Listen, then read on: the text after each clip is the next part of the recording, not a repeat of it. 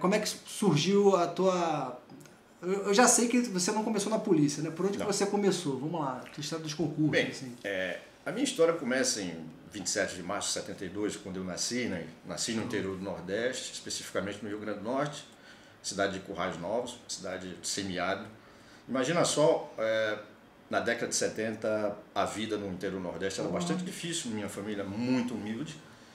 A gente tinha algumas necessidades básicas e que na década de 70 e 80 o Nordeste foi assim, atingido por grandes calamidades de seca, aquela coisa toda. Então a vida se tornou um pouco mais crua, bem mais difícil de se viver, e um adolescente, uma criança daquela época tinha algumas necessidades que hoje a gente não vê tanto assim. Então a minha história começa aí. Mas a partir do momento que atingi a adolescência, já foi aflorando algumas ideias de ser militar, o emprego ali da minha capacidade que eu achava que tinha, né, de, cara, eu quero ser militar, a garra que eu tenho de ser militar, aquela coisa, marinha, aeronáutica, o exército, tanto faz. E em 91 surgiu a oportunidade de um alistamento na aeronáutica, lá em Natal. E um garoto do interior, aquele matuto bravo, aquele nordestino, não sabia que era isso, mas eu queria estar nas Forças Armadas. Massa. Até porque eu queria mudar de vida. Já era guerreiro de Caatinga de nascença. Já era guerreiro de Caatinga de nascença, cara. Já era de matar a rolinha, que a gente chama rolinha, aqueles passarinhos pequenos, aquelas pombinhas pequenas, correr atrás de calango, chique-chique, era o dia a dia nosso lá, o semiárido cru mesmo lá. Até tá hoje, tem algumas regiões que estão em processo de desertificação. Mas essa era a minha realidade no dia a dia, uma adolescência ali, com várias dificuldades, né, financeiras. Mas isso foi um impulso forte de mudança de vida. Dificuldades que, na minha opinião, te fortaleceram, que hoje te fizeram ser quem você é, né? E uma coisa que foi fundamental, eu digo a você, que hoje foi um turning point para a minha vida, foi gostar de ler. Massa. A minha mãe, com muita dificuldade, a gente não tinha dinheiro para comprar livro, ela encontrava livros na rua, no lixo, e me dava para eu ler. Eu fui criando gosto de leitura, e isso me transformou, de certa forma. Gostar de ler, gostar de curiosidades e ser curioso foi fundamental na minha infância e adolescência para querer mudar de vida. Isso, para mim, eu levo isso para o resto da minha vida. Essa virada de página de quando eu percebi, cara, eu posso mudar porque tem coisas a se descobrir, né? De livros encontrados, de revistinhas, essas coisas. Eu vi, cara, eu tenho um gosto por isso, o mundo é mais amplo do que a minha vida. Outros horizontes. Outros horizontes. E depois da aeronáutica, 91, passei 3 anos como soldado, e aquela velha vontade de mudar de vida, né? Tenho que mudar de vida, eu tenho que sair, não quero voltar para onde eu estava, porque era a situação no Nordeste, ainda na década de 90 não era tão boa. Fiz concurso para sargento do Exército e passei. E uma coisa que serviu para mim, e que até hoje serve para os meus estudos particulares, era o aproveitamento do tempo integral de estudo. Vamos lá, vamos Ir para o banheiro, levava meus papiros, fila de banco, levava meus papiros. Integralmente, a minha vida se tornava tudo em prol do estudo prático, do estudo focado naquilo que eu queria. E isso fez que eu passasse no Exército, isso fez que eu passasse na faculdade, e essa atitude fez que eu passasse também depois para o Exército, para ser professor de História dentro do Exército e depois para a Polícia Federal. Então, isso para mim foi uma prática, uma conduta que veio, que transpassou toda a minha vida, de adolescente, de estudos, até você passar na polícia. Assim, Paulo, você não perdia um segundo do teu dia? Não perdi um segundo. Banheiro, papiro. Fila de banco, papiro. E qualquer espera de fila ali de supermercado, ir para alguma consulta médica, papiro, porque o tempo é valioso. Beirava a obsessão. Obsessão, exatamente. Isso. Eu tenho um grande problema por obsessão. Pô, mas... Sou obcecado. Até hoje minha esposa fala que eu sou obcecado por determinados assuntos. É maluco, a gente é maluco. Só esse maluco que chegam lá, eu falo, mas também o cara é maluco. Eu falo, então só acho que você também. Você consegue assim? Porra, pobre lá, com o sentido da palavra ali, porra, não tinha nada, a única forma é você se superar e tentar conseguir as coisas com um esforço do caralho. Exato, né? Em vez de se vitimizar, tá indo pra cima. Nada, não me vitimizo, nada, eu encaro mais como um processo de enriquecimento pessoal ali, busca de soluções para a sua vida prática do que, eu era isso, eu sou pobre, negro, não sei o quê, essas coisas. Oportunidades. Você criou a tua oportunidade. Eu criei a oportunidade, eu corri atrás.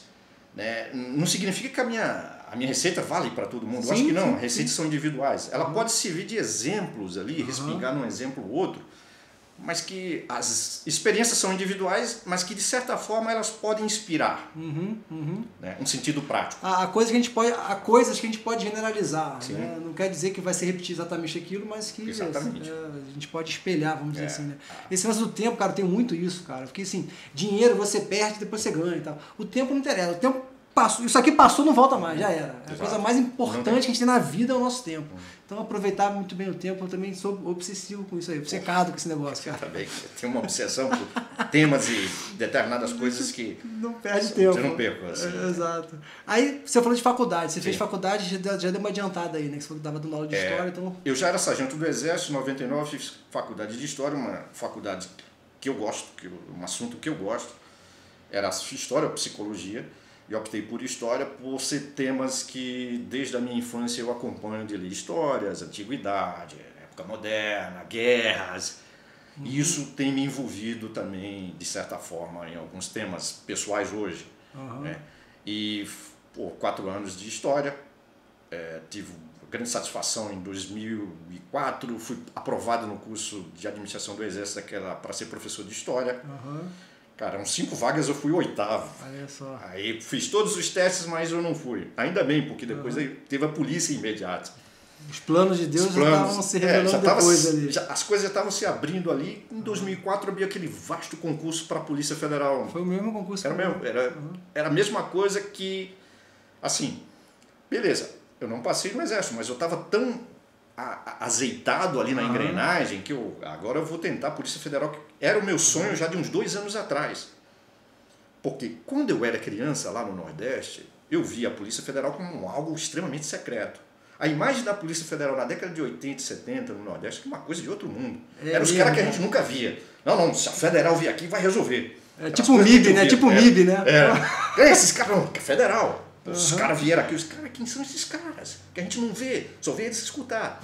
Isso foi alimentando uma certa mitologia de quem são esses caras que foi me acompanhando. Vou deixar em segundo plano isso.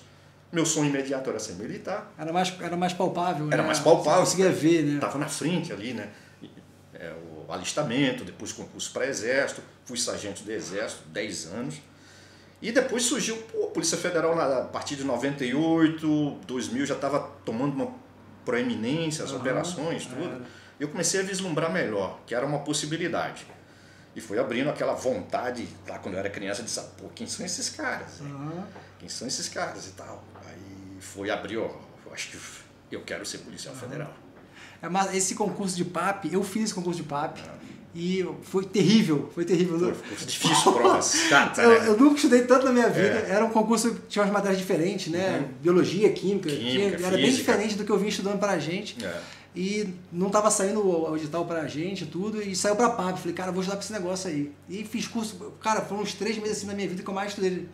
E foi terrível a minha nota, e eu desisti de estudar ali. Eu falei, não vou estudar mais, isso aí não é pra mim. Depois as coisas mudaram e veio o concurso de agente e logo depois, né? E massa, cara, você deve passar nesse concurso de PAP. Sim, e o meu objetivo era agente, eu fiz de PAP para treinar para ser agente. Aí eu soube que era praticamente, ganhava a mesma coisa, tinha umas funções correlatas, mas eu ia ser especialista em impressões digitais, não teria problema, eu iria me esforçar para isso. Eu queria ser policial federal. É o próximo passo, ir para a academia, né? Quando eu fui lá, vi todo o processo de treinamento, tinha uma parte comum, que é a parte de polícia, você aprender a atirar, fazer algumas investigações, e tinha a parte específica, que era a parte papiloscopista propriamente dita, perícia, levantamento, fotografia. Você gosta também dessa parte? Sim, foi uma coisa que... Eu me identifiquei de imediato, mas o meu DNA é um DNA tático-operacional que eu percebi na época, desde a época do Exército. É um combatente de cativa mesmo. Daquela época que eu percebi que se a Polícia Federal me proporcionasse algumas possibilidades para a área tática, eu iria. Mas eu poderia continuar na parte técnica do mesmo jeito. Eu iria desempenhar da minha melhor forma possível. Só que a polícia Federal, como acho que eu não lembro outra polícia que proporciona essas possibilidades táticas para cargos de escrivão, de papiloscopistas. Eu não sei se o Rio de Janeiro faz isso, eu não tenho de cabeça essa memória. Mas a Polícia Federal ela abre esse espectro ali para escrivão, papiloscopista e até perito, né? No nosso Câmara, que é perito, está lá no COD, para ser da área tática, que é uma área que me chamou bastante atenção, é uma área que eu me identifiquei bastante. Desde então, desde 2008, eu estou nela.